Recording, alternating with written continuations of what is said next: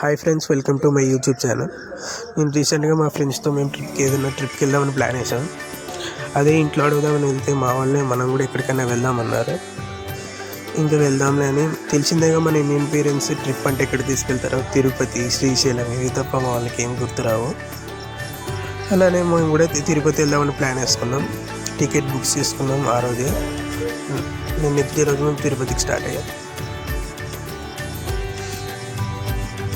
Tirupati reach అయ్యాం. దాని next day 11 ఆ టైంకి అక్కడే దిగి తిన్నాము. అలానే తిని రూమ్స్ కోసం సెర్చ్ చేయడం స్టార్ట్ చేశాం.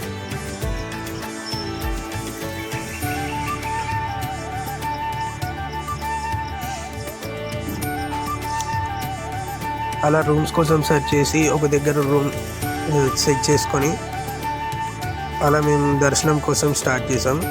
మేము మెట్లు ఎక్దాం ప్లాన్ వేసుకున్నాం. మెట్లు ఎక్కడం స్టార్ట్ చేసాం.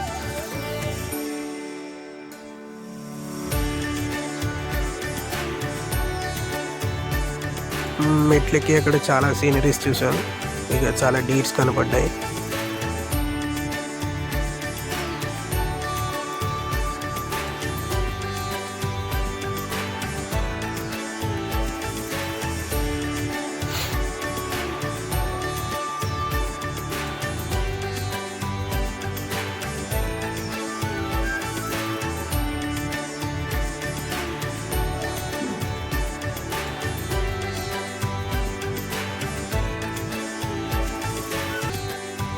మాకు మెట్లు ఎక్కడానికి 6 hours టైం పట్టింది.